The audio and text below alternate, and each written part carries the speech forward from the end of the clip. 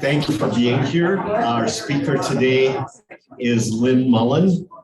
She's a volunteer program coordinator for Lutheran Social Service in their Refugee Service program. She was trained in theater teaching, and she's relatively new to her position with LSS, but she has been managing volunteers for over a decade.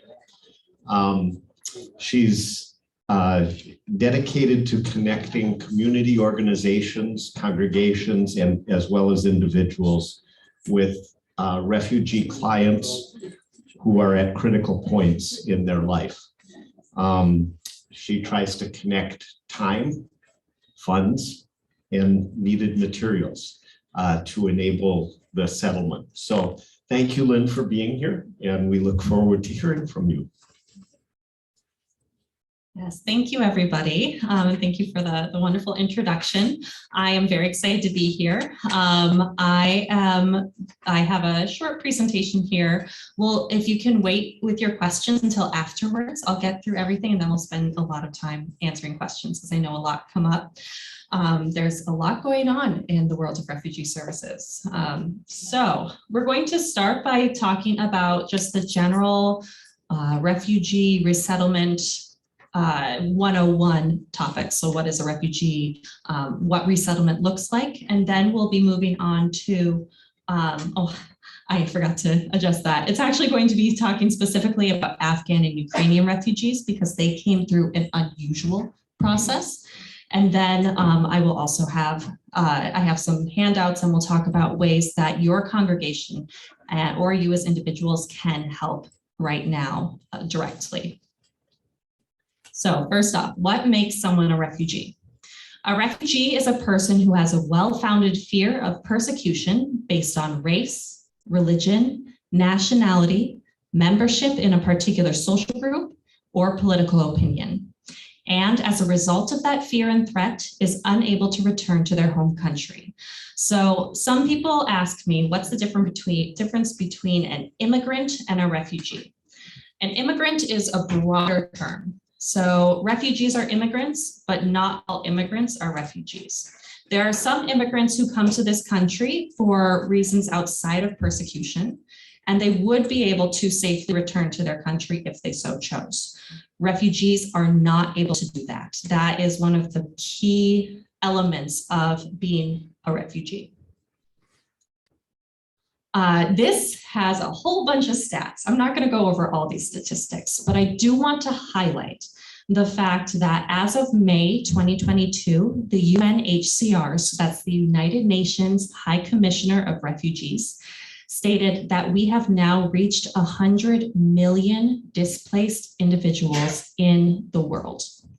That is 1% of the world population.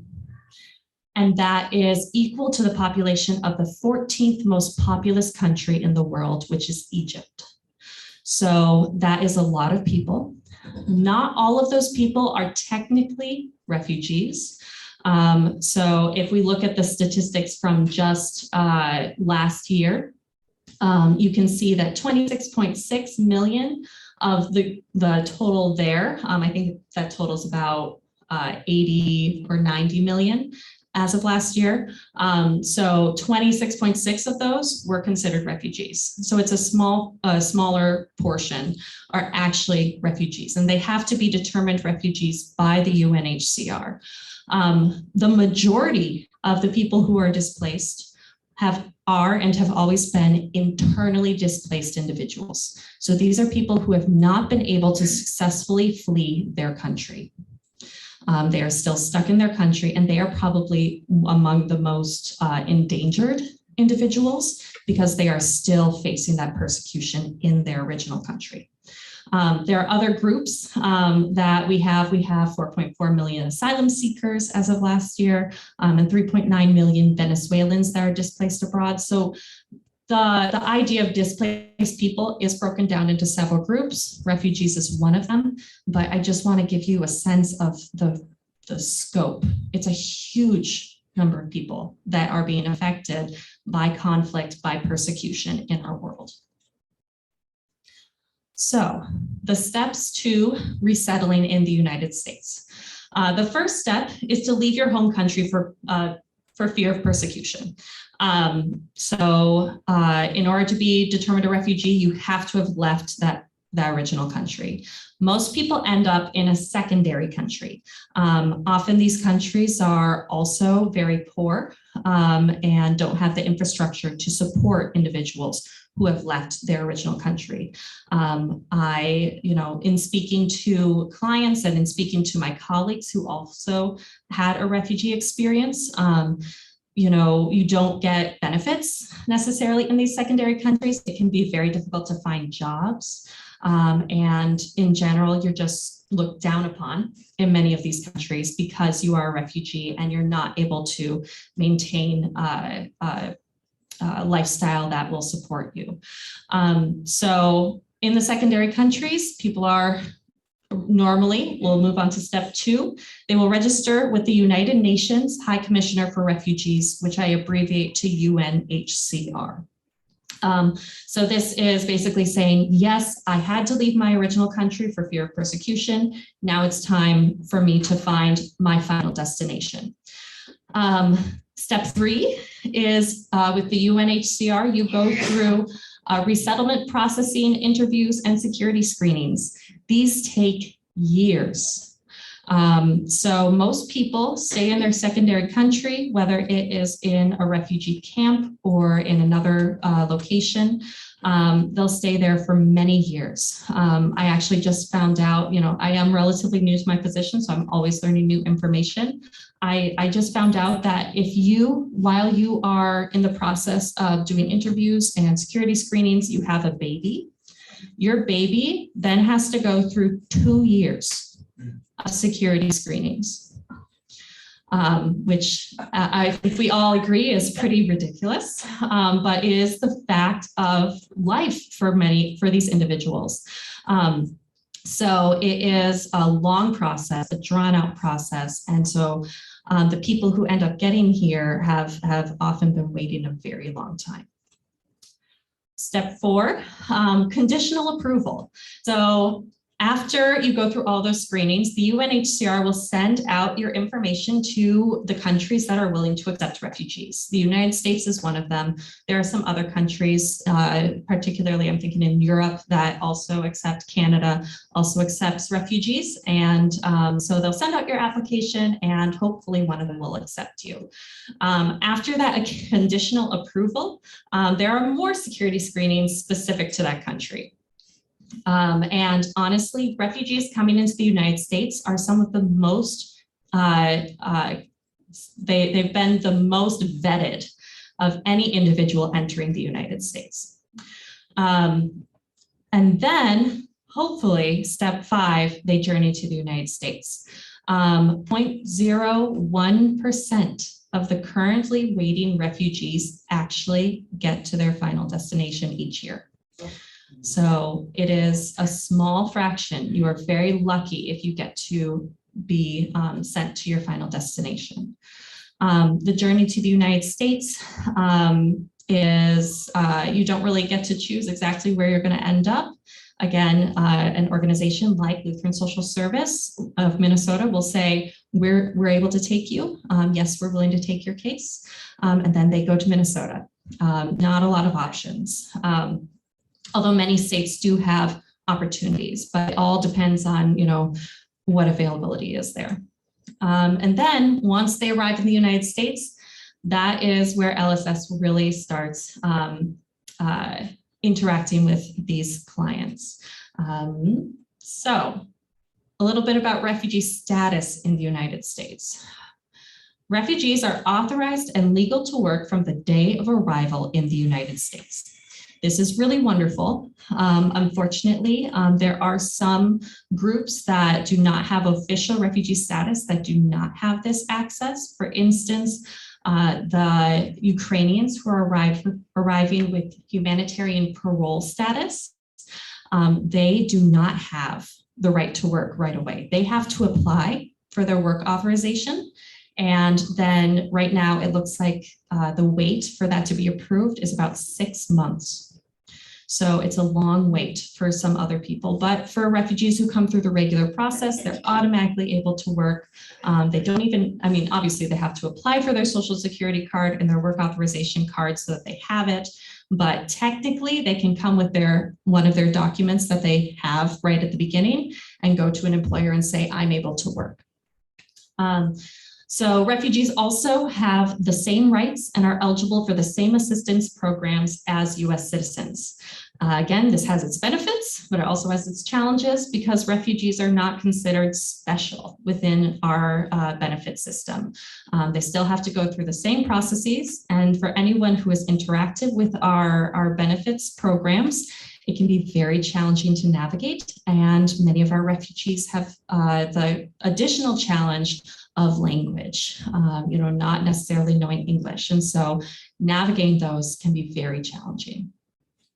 After 1 year, refugees must apply for permanent residence or green cards. And then after 5 years in the US, refugees may seek to become naturalized citizens. Yeah, so refugees are offered the following services at LSS, and this is not, everything, but it's a good start. So first off, refugee resettlement. When we are told that we have a refugee family coming, we will help them set up an apartment. We'll find an apartment for them. We'll get furniture in there, household goods, beds, all that. And then we assign them to a case manager.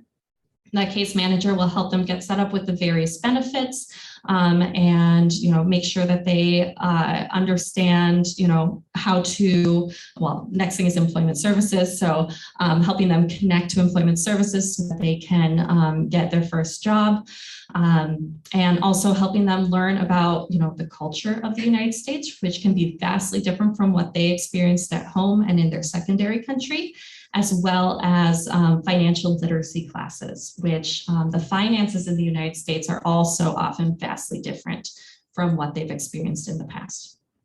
We also have a couple of programs that we provide. One is the matching grant program, which is a cash benefit program that is federally funded. And then we also have our intensive case management program that we bring to or offer to refugees that have additional challenges, for instance, health issues, or many of our, if a woman comes pregnant, we will often put the family on intensive case management so that she gets the extra support she needs through her pregnancy. And that's a year-long program. We also have a healthcare navigator who helps people navigate our very challenging health system, and refugee cash assistance program and immigration services to help with all of those steps that you have to take in order to get your green card, permanent residency, and if you want ultimately citizenship. All right, refugees in Minnesota. So these pie charts are really hard to read. I recognize that, but I want to actually highlight the top right. This is a list of 15 languages that are spoken by recent refugees. It is not all of the languages that are spoken. There are many, many, many, but you can see here, like with our Afghan refugees, there's Pashto and Dari. We also have Russian, and Ukrainian has obviously become a larger one as well, and that's not even on this list. We have Somali, we have Arabic, we have Eritrean. This is just a small sample of the large number of languages that are spoken and cultures, people from different cultures that have come to the metro area specifically. If we look at, and again, I know it's hard to read, the bottom right, that pie chart is a representation of the larger groups that have come to the United States. So the biggest part of the pie chart there is Somali. And then we have Syrian, we have Congolese, we have Burmese, we have Guatemalan, and then a bunch of other little ones. So again, just a look at the fact that we're not just talking, Afghan arrivals, we're not just talking Ukrainian arrivals, they're from everywhere. And so we have a very diverse population of refugees. So I do want to take a moment to specifically talk about our Afghan arrivals. So unlike all of our more traditional arrivals who started in their original country, moved to a secondary country, and then got approval to come to the United States, our Afghan arrivals, particularly, the individuals who came last year, I'm assuming that most of you remember the evacuation that occurred last year, they came directly to the United States. There was nothing in between. Many of them, they were in their homes one day and 2 days later they were on a flight to the United States. So the families evacuated out of Kabul, Afghanistan. They were brought to 7 military bases in the US, and at those bases is where they did all the screenings. So it was a high volume of individuals that suddenly were being screened. And unfortunately, that does mean that there have been many typos that we're working on correcting on various documentation. But they all were brought to these bases. And then after the processing was done and everyone received their vaccinations, they were sent off to the states to be resettled by resettlement agencies like LSS. Lutheran Social Service has resettled 176 Afghans between September 30th of last year and January 15th. Yeah, that doesn't seem like, that's a lot, but it doesn't seem like a whole lot until you realize that last year we resettled 42 individuals total. So that is a 282% increase in the number of people that we were supporting. And it wasn't just a situation that we were dealing with. All of the resettlement agencies in the country were basically given a week's notice to resettle a huge number of incoming refugees from Afghanistan. Minnesota has resettled over 1,200 Afghan individuals since September 30th last year. And they still, due to an act of Congress, did receive the same 90-day core services. So those are those initial services of getting an apartment, being shown how to access benefits and all those items. So at this point, this group has now been here for about a year. So we're working on those processes for immigration based on, the family's story. There are different paths that they're taking. Unfortunately, there was an act of Congress that we were hoping would go through called the Afghan Adjustment Act. And I think it was a couple of days ago. It did not move on to the next step. But what that would have done would have streamlined the process for all of the Afghan evacuees so that they would have been able to reach citizenship much more clearly and more easily. But now we are starting to see families from what we call lily pads, which are bases in other countries, US bases in other countries like Qatar and Dubai are two in particular. And so some families from Afghanistan evacuated to these bases and are now coming to the United States. So we're starting to see those individuals. And then we also have the Ukrainian refugees who also are not coming through the normal processes. So for Ukraine, most of the individuals that we're interacting with came through Uniting for Ukraine. I'm sure all of you remember when President Biden said we're going to welcome 100,000 Ukrainian refugees through Uniting for Ukraine into the United States. The thing that's different about Uniting for Ukraine is that it's private individuals who sponsor a household or a group of households. So that private individual, when they sign up, are saying, I will financially support these individuals. I will help them sign up for school. I will help them apply for the various benefits, for their work authorization, for all these things, which helps speed up the process, but also means that a lot of our sponsors have realized they just don't know what all the resources are.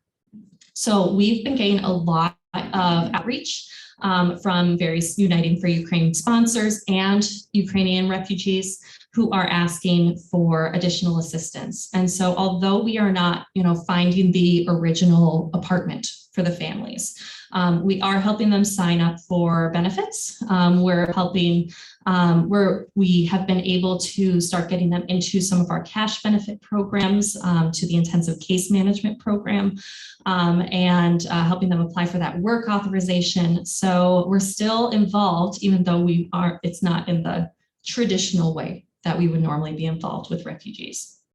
But as I said before, Ukrainians are coming in with special humanitarian parolee status. Through Congress, they have achieved access to a lot of services that they wouldn't normally have access to if they just came in as regular asylum seekers. But again, they aren't allowed to work right away. So there are definitely challenges specifically to this group that we're seeing. As of late July, in the United States, there were 80,000 sponsor applications. Now, a sponsor application is for a household, not necessarily an individual. So that's more than 100,000 people that were the applications had gone out for. 52,000 have been approved and 23,500 had arrived. Again, late July. And at that time, there were 900 individuals that we know of in Minnesota. LSS has already assisted over 140 Ukrainians in one way or another, and inquiries keep coming in. I'm actually the one who keeps track of the main voicemail and the main email, and we get probably, I would say, at least 2 inquiries a day. So there are still more people coming and more need.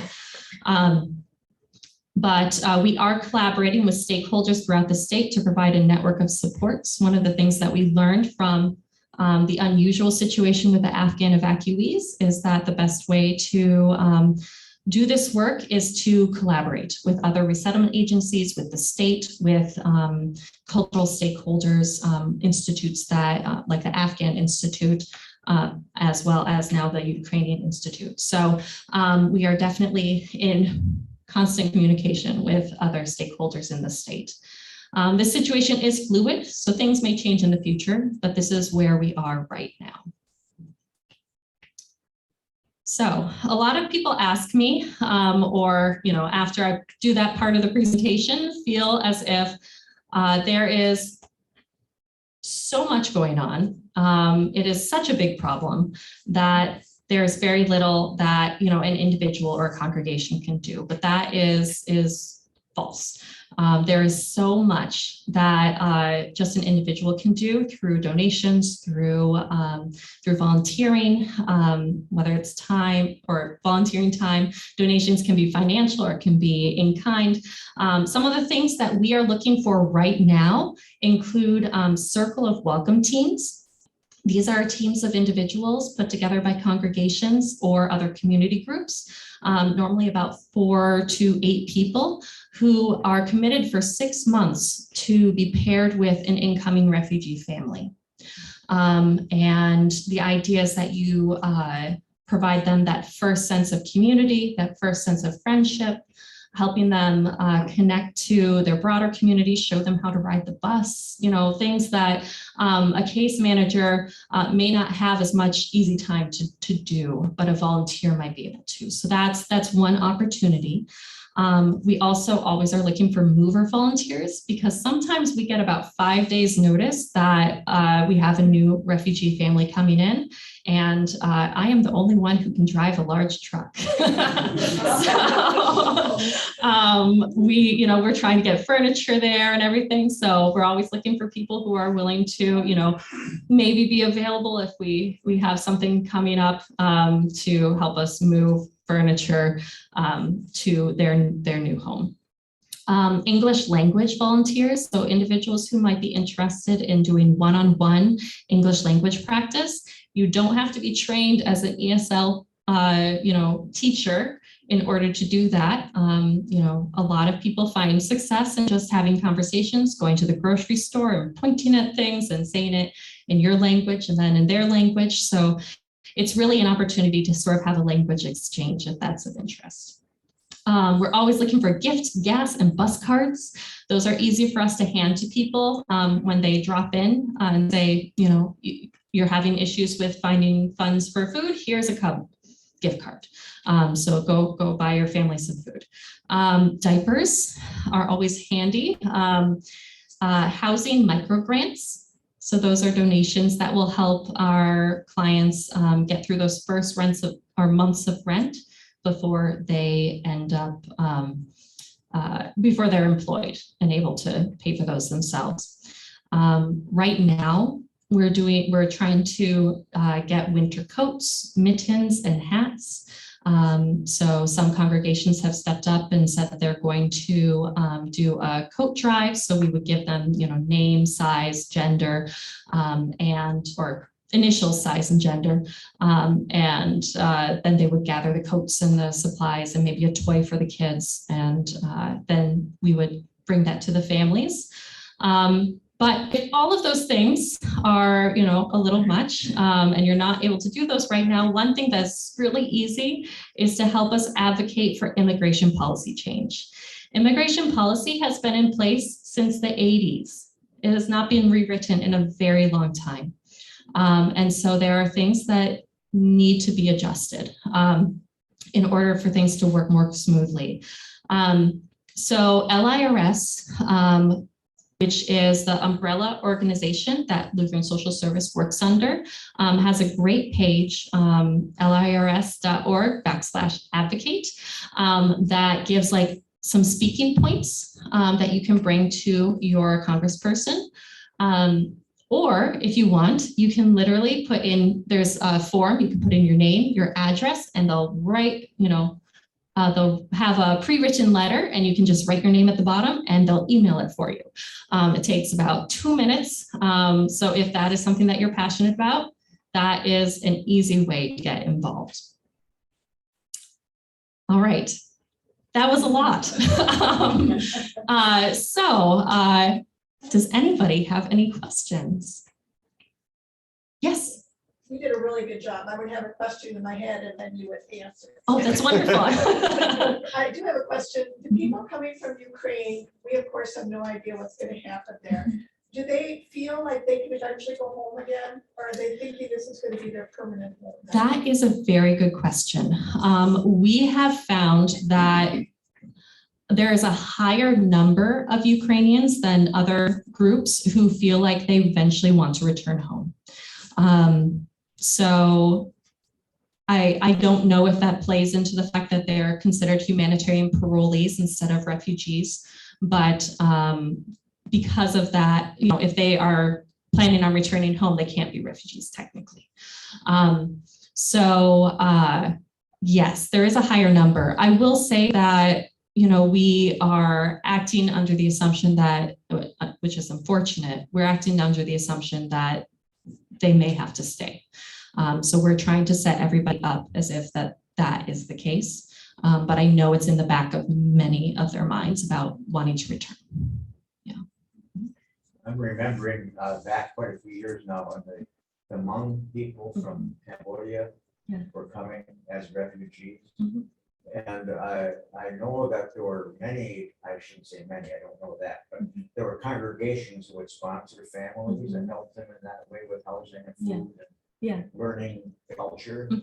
Is there much of that going on? I'm sure it's going on, but is there much of that going on now? So it varies. That's basically what our Circle of Welcome program has become. What some of you may have experienced with the Hmong population, which we hear a lot from congregations, that setup has changed.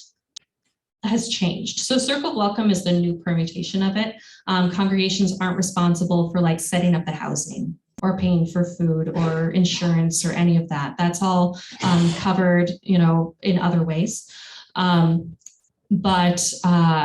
Yes, that is like the Circle of Welcome is what it is now.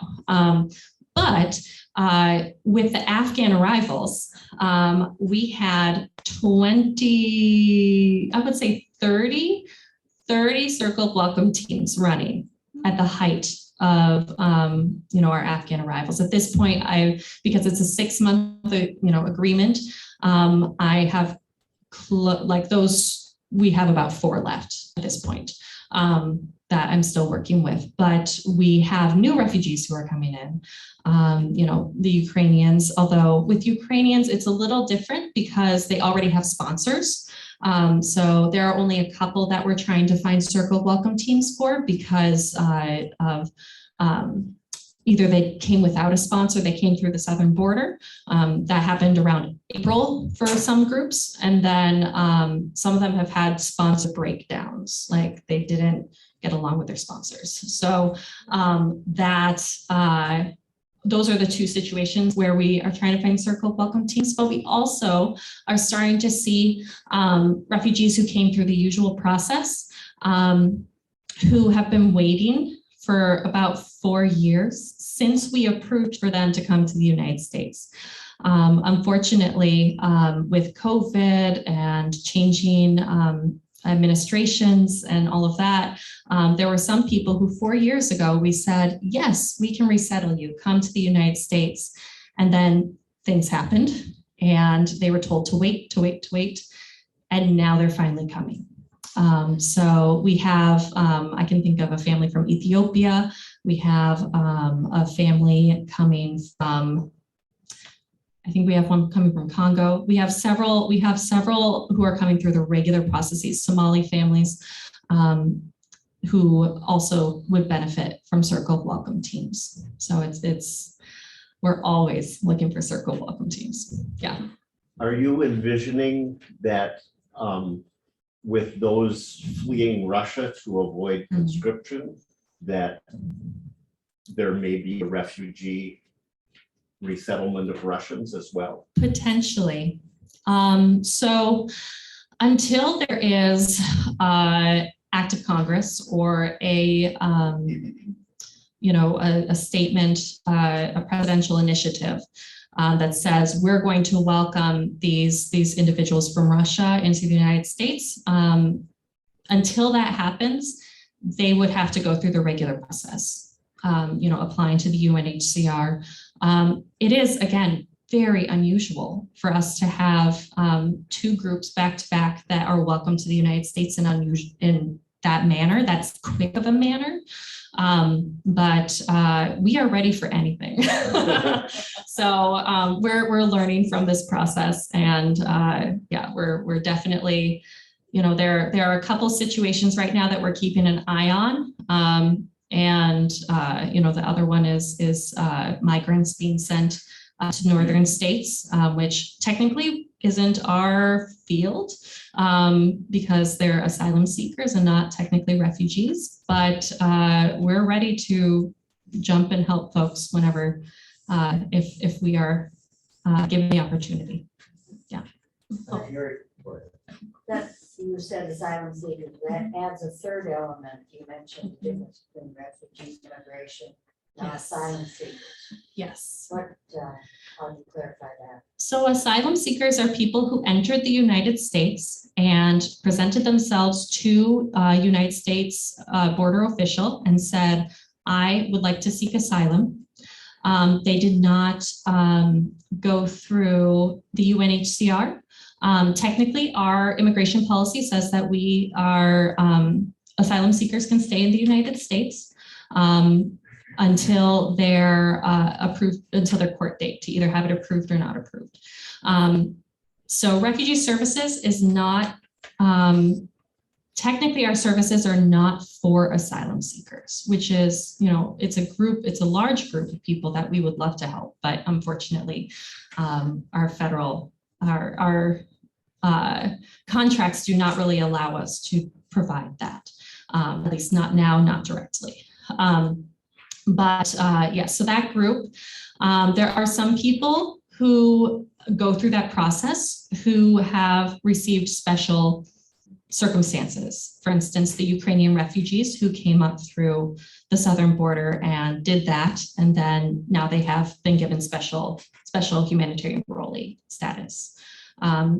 Unfortunately, that is a sign of some of the discrimination that we do see in our systems, and one of the reasons why we want folks to help us advocate with, to our government for some reform. But yes, that is a group that we are not able to assist directly, but if they come to our doorstep, we will do our darndest to assist. Yeah. I have a question, it's more wondering than anything, but Mhm. given the dire need for affordable housing in our country, Mhm. how is housing arranged for refugees? That's a great question. So housing is, we get some grants to assist with initial housing. For instance, our matching grant program will actually pay for rent for 8 months to help them get on their feet, get employed, and start saving money. But we have felt the crunch too from the housing crisis. That's one of the reasons why we're asking for rent micro grants, so that we can help folks, because the housing market is not friendly right now. One of the other initiatives that we're doing is we're trying to reach out to landlords who may have some interest in hosting or having a refugee on their premises, and when discussing what that means, how we're able to assist, and trying to sort of break down some of those barriers in finding housing by working directly with landlords. So if you know anybody who is interested in potentially housing a refugee family, we would love to hear that. Yeah. Oh yeah. I was wondering, are you able to speak about who some of your other partner organizations you work with closely, Sure. both whether they're religious affiliated or just community? Absolutely, yes. So I'll start with our other resettlement agencies in the area. So there are 4 resettlement agencies in the state. So Lutheran Social Service, we have International Institute of Minnesota. There is, oh my goodness. I'm pulling a blank. Let's see, Catholic Charities is south.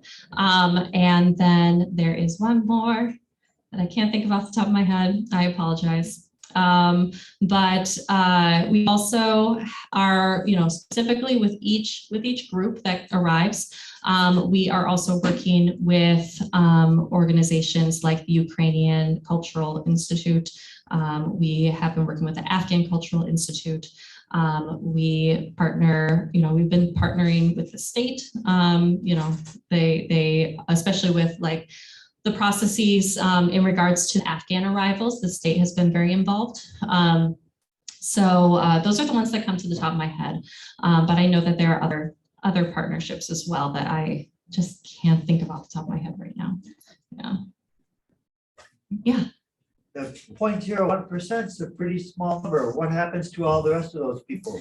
That is a really wonderful question. So the 0.01% that come over, so everyone that's left over from that, they stay in that secondary country often.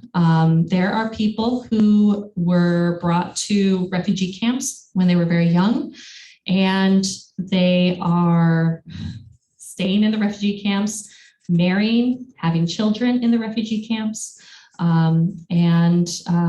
Sometimes we get families that come over where it was a child, or, when they left the country, they were a child, and now they're an adult with a family. Often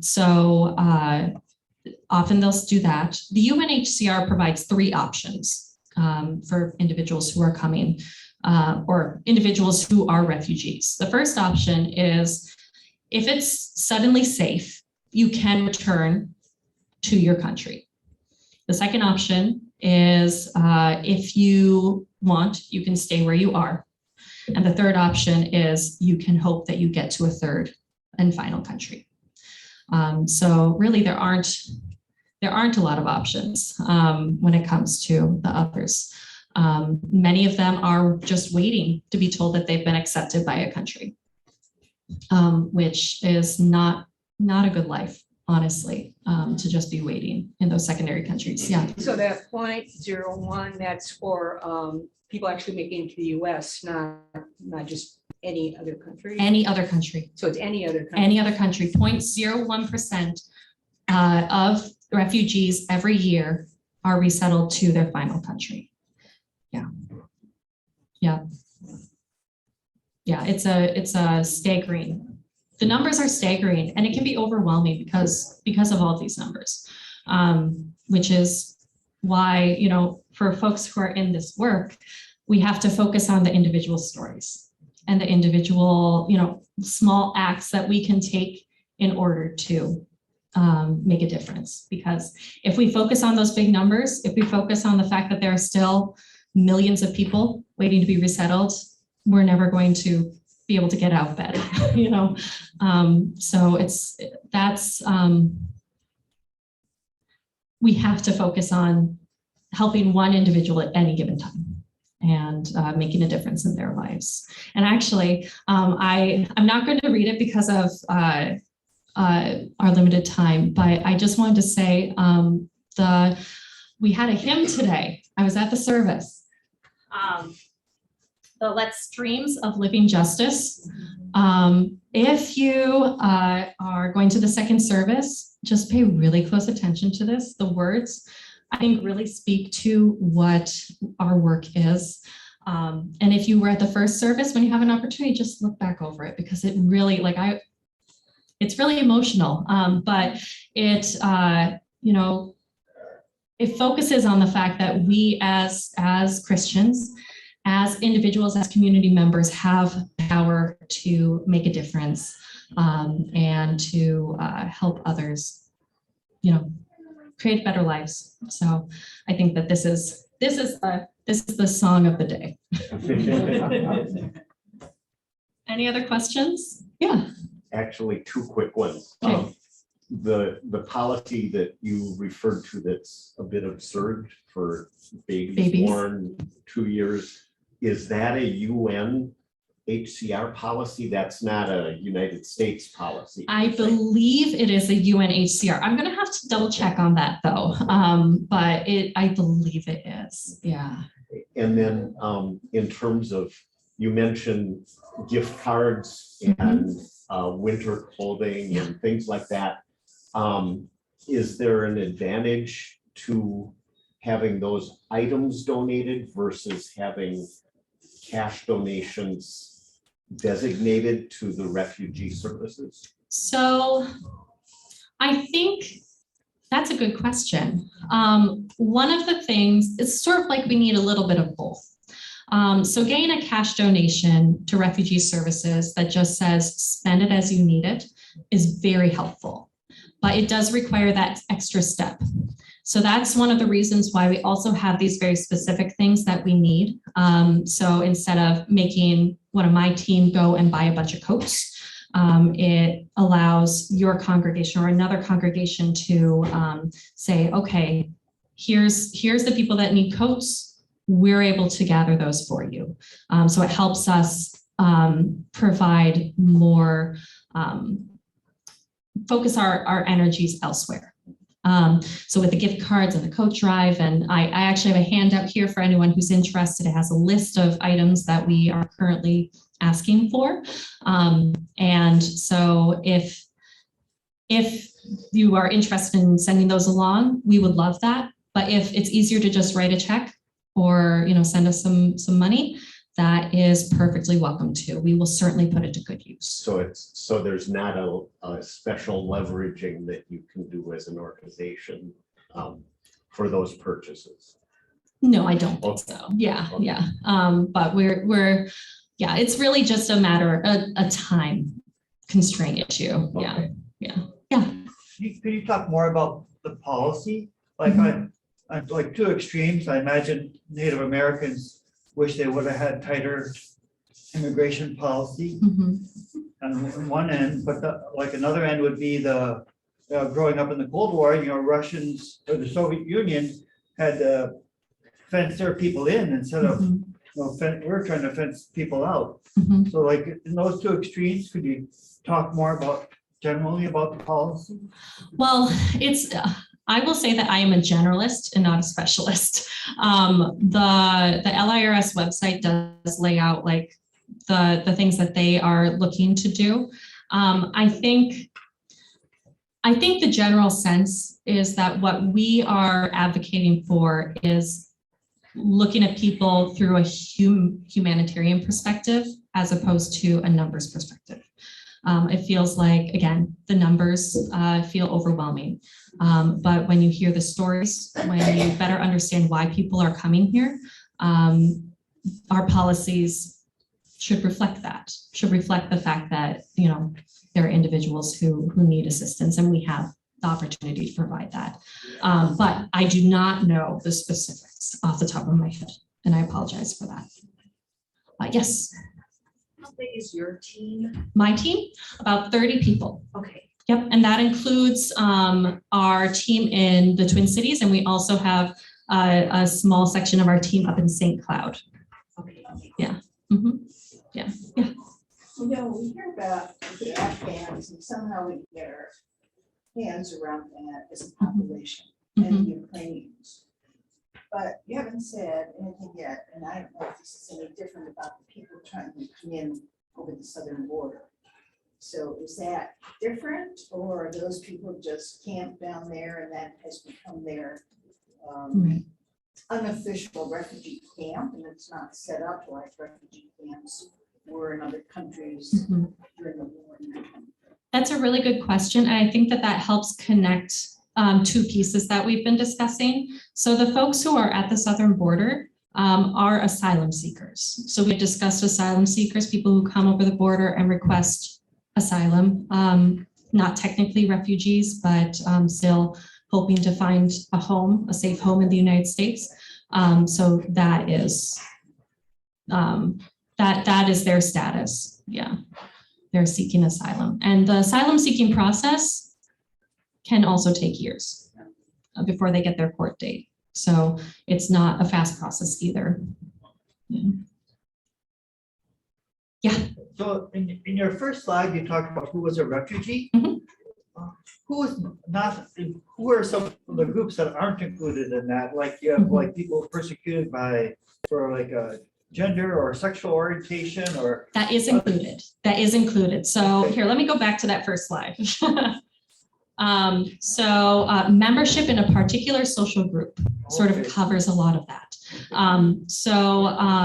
And you know, this doesn't even include on this slide the idea of climate refugees, which we are seeing a lot right now. And probably we'll see more of, but yes, that definitely includes people on the LGBTQ spectrum. So that I would say that the idea, like the general idea of a refugee, is anyone who fits this. Unfortunately, to be considered officially a refugee, there are certain steps that have to be taken. And not everyone is able to or does take those steps to be considered an official refugee. Yeah. But what about climate? Could you say more about that? Sure. Yeah. You're asking really great questions. Thank you. Climate refugees are individuals who, because of flooding, I'm thinking specifically people who live along coastlines.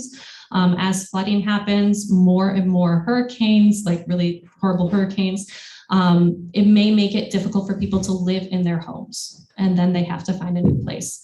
And so even though they might not technically by UNHCR standards be considered a refugee yet, they would probably be considered a displaced person, internally displaced person in their country, or maybe they did go to a secondary country. But the changing climate certainly, and rising sea levels, is certainly having an effect on how people are moving. And that's something that we're also keeping an eye on. There's a lot right now that is happening in our world. So, yeah. I'm sorry, that's a bit of a downer. It is 10:30. I've been told that that's when I have to end. Any last questions? No? All right. Yes. Is there any attempt to connect a refugee with a faith community of their nationality? For instance, the Yes. Ukrainians with the Orthodox? Yes, absolutely. That's a wonderful question. And that's one of the, the tenets of, for instance, our Circle Welcome program. We don't proselytize. If somebody comes and they are Muslim, we will help connect them to, excuse me, my brain. We will, thank you, a mosque. I apologize. I didn't get a lot of sleep last night. I have a baby. But yes, we'll connect them to a mosque. Or if they come and, they're Orthodox, we'll try to connect them with an Orthodox church, if that's what they want to do. Some people come and, they're culturally from that, but they don't want to do that, and that's fine. But the goal is to make sure that we're not telling them, you have to be Lutheran now because we brought you over. That's not what we're doing. So yeah, we definitely try to connect them to whatever faith they want to participate in. Yeah, great question. All right, well, you have been an excellent group. Thank you for all of your deep questions. Oh my goodness. I have a handout. So if you want to learn more, I'm going to put it on the back tables. I have one about Circle Welcome and one about just general donations and volunteer opportunities. Feel free to pick one up on your way out or pass on by and do your thing for the rest of the day. That's fine. But I really appreciate you all and have a good rest of your day. Actually, for anybody that wants to give through Prince of Peace, if you just in the memo of a check or online, just say LSS Refugee Services, and we'll make sure it gets